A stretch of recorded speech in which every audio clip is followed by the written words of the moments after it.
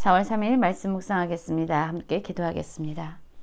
어떤 상황에서도 요동하지 아니하고 흔들리지 아니하고 진리를 선포하시며 하나님의 뜻을 이루기 위해서 십자가의 길을 걸어가신 예수님처럼 우리도 어떤 상황에서도 요동하지 아니하고 담대하게 믿음을 붙잡고 살아가는 자 되게 하여 주시옵소서. 예수님 이름으로 기도했습니다. 아멘. 오늘의 말씀은 마태복음 26장 57절부터 75절까지의 말씀입니다. 말씀을 함께 살펴보시기 전에 개인적으로 말씀을 꼭 읽으시고 묵상하는 시간 가지시기 바랍니다. 26장 57절입니다. 예수를 잡은 자들이 그를 끌고 대제사장 가야바에게로 가니 거기 서기관과 장로들이 모여 있더라. 베드로가 멀찍이 예수를 따라 대제사장의 집들에까지 가서 그 결말을 보려고 안에 들어가 하인들과 함께 앉아 있더라 라는 말씀으로 시작하고 있습니다. 예수님은 그를 따르던 제자 가룟 유다에 의해서 팔렸고 이제 잡히셔서 대제사장 가야바의 집에 계십니다. 그곳에는 서기관들과 장로들이 모여 있지요.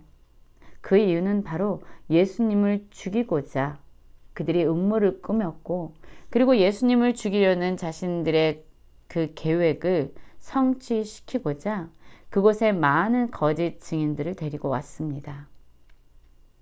반면 예수님을 위해서 죽기까지 따르겠다라고 고백했던 베드로, 나는 죽을지언정 예수님을 부인하지 않겠다라고 고백했던 그 베드로는 멀찍이 예수님과 거리를 두고 예수님의 결말이 어떠한지를 보려고 대제사장의 집들에까지 가서 하인들과 함께 앉아있는 상황을 그리고 있지요.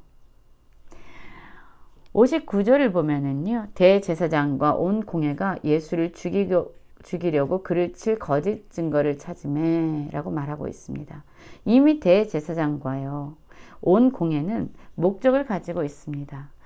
자신들의 종교적인 기득권을 흔들고 있는 예수를 죽임으로 말미암아 그들이 가지고 있는 기존의 권력을 유지하고자 했던 거예요. 예수님이 살면 자신들이 죽을 거라고 생각했고 예수님이 죽어야 자신들이 살 수 있다라고 생각한 거죠.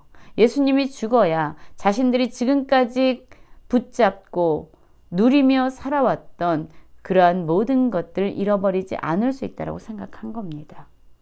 그래서 그들은 예수님이 어떠한 분이든 상관없이 예수님이 선포하시는 것이 진리든 거짓이든 상관없이 예수님을 죽이려는 그러한 계획을 세우고 있습니다. 예수님을 죽이려고 하는 이유는 바로 자신들의 것을 잃어버리지 않고자 했던, 지키려고 했던 그들의 몸부림이었던 것이죠. 예수님을 그냥 죽일 수 없었기에 거짓 증거를 찾기 시작하죠. 많은 거짓 증인들이 왔습니다. 그러나 그들이 원하는 그런 거짓 증거를 찾지 못했어요. 그때 두 사람이 와서 이제 말하지요. 이 사람의 말이 내가 하나님의 성전을 헐고 사흘 동안에 지을 수 있다 하더라 하니 대제사장이 일어서서 예수께 묻되 아무 대답도 없느냐? 이 사람이 너를 치는 증거가 어떠하냐 하되 예수께서 침묵하시거늘 대제사장이 이르되 내가 너로 살아계신 하나님께 맹세하게 하노니 내가 하나님의 아들 그리스도인지 우리에게 말하라 라고 이야기가 진행되고 있습니다. 두 사람이 얘기한 거예요. 예수님이 하신 말씀이죠. 내가 이 성전을 헐고 사흘 동안에 지을 수 있다. 여러분, 이들은 예수님이 의미하는, 예수님이 말씀하셨던 그 진정한 의미를 깨닫지 못하고 있는 자들입니다.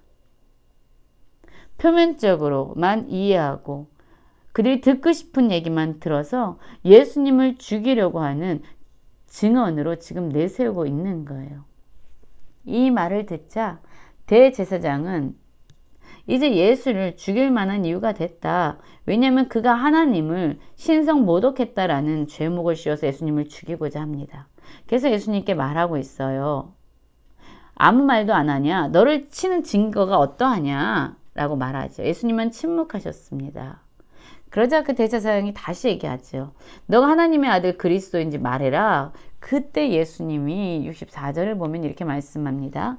내가 말하였느니라. 그러나 내가 너희에게 이르노니 이후에 인자가 권능의 우편에 앉아있는 것과 하늘 구름을 타고 오는 것을 너희가 보리라 하시니 예수님이 말씀하신 거예요. 너가 말했다. 그렇다. 네가 말한 것처럼 나는 하나님의 아들 그리스도다 라고 선포하신 겁니다.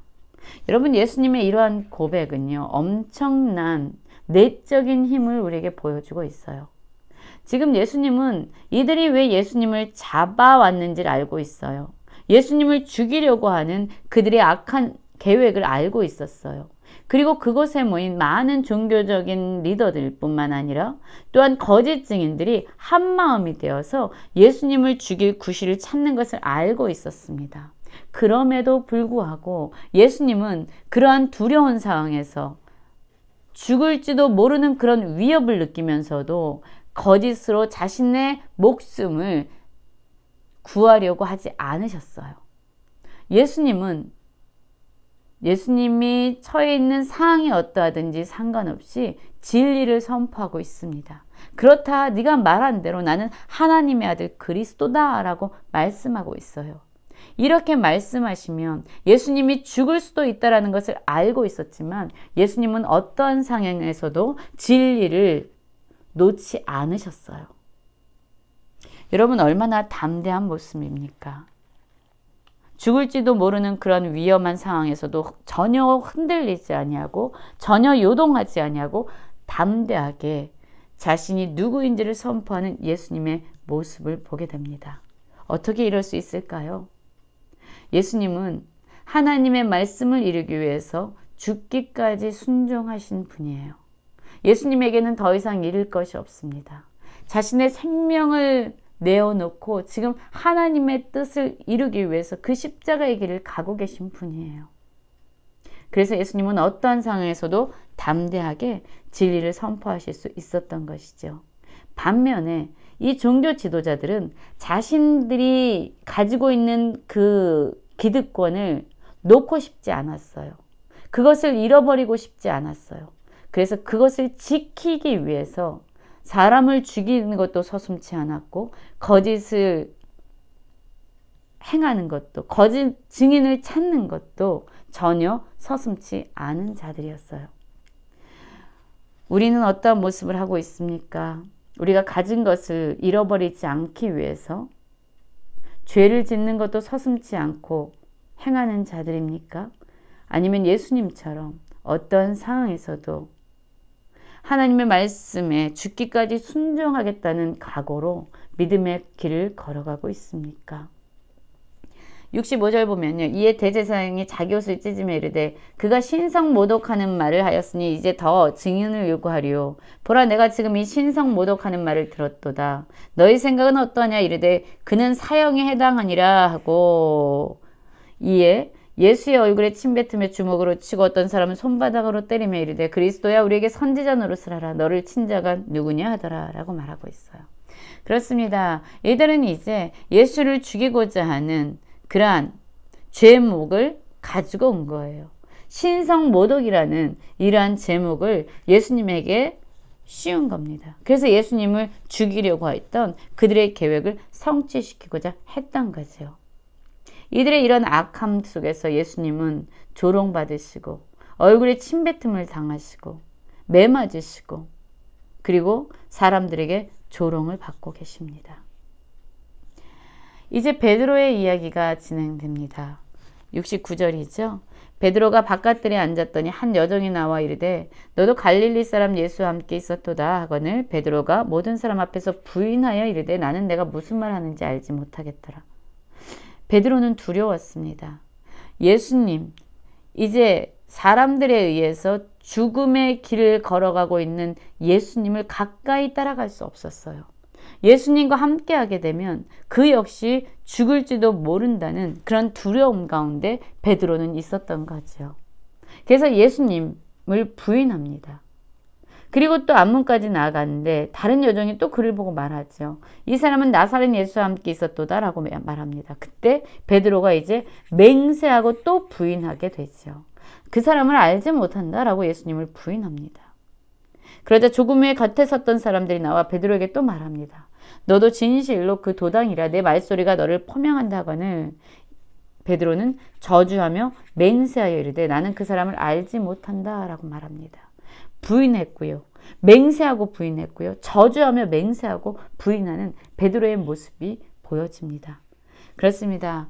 우리는요, 위험을 만나기 전에, 우리가 어떤 상황 가운데 처하기 전에 우리 존재가 어떠한지를 우리는 스스로 알지 못해요. 그런 위험에 닥칠 때에 우리가 어떤 것을 선택할지 우리는 알지 못합니다. 베드로 보십시오. 죽을지언정 난 주님을 부인하지 않겠습니다. 라고 호언장담하면서 그는 결단했습니다. 소리쳤습니다. 그러나 막상 이런 상황이 오자 죽음이라는 위험에 처하게 되자 그는 예수님을 부인하는 자가 됩니다. 심지어 저주하고 맹세하면서 예수님을 부인하는 자가 돼요. 여러분, 그래서 우리는요, 다른 사람을 함부로 정죄할 수 없습니다. 우리 역시 그 사람이 처한 상황에 되면 우리가 어떠한 선택을 하게 될지, 우리의 본심이 어떻게 드러날지 우리는 알지 못하기 때문이에요. 그러나 다행인 것은 닭이 우는 소리가 듣자 베드로가 예수님의 말씀에 닭 울기 전에 내가 3번 나를 부인하리라 하심이 생각나서 밖에 나가서 심히 통곡했다라고 말하고 있어요. 예수님의 말씀이 기억난 거죠. 닭이 우는 소리를 듣자 그는 예수님 말씀을 기억했습니다. 닭 울기 전에 네가 3번 나를 부인하리라 라고 얘기하셨던 예수님의 말씀이 생각났어요. 그리고 그 말씀이 생각나자 그는 밖에 나가서 심히 통곡하면서 회개하게 됩니다. 그렇습니다. 말씀은 우리의 모습을 보게 합니다. 말씀은 우리의 죄를 깨닫게 합니다. 예수님의 말씀이 베드로로 하여금 자신의 약함을 보게 했고 자신의 죄를 보게 했고 마침내 그로 하여금 회개로 나아가게 했던 겁니다. 그래서 예수님의 말씀을 붙잡고 사는 사람들은 자신의 죄를 깨닫게 되고 회개하는 은혜를 누리게 되지요. 예수님처럼 어떠한 상황에서도 흔들리지 아니하고 담대하게 십자가의 길을 걸어가는 모든 성도님들 되시길 간절히 기도합니다.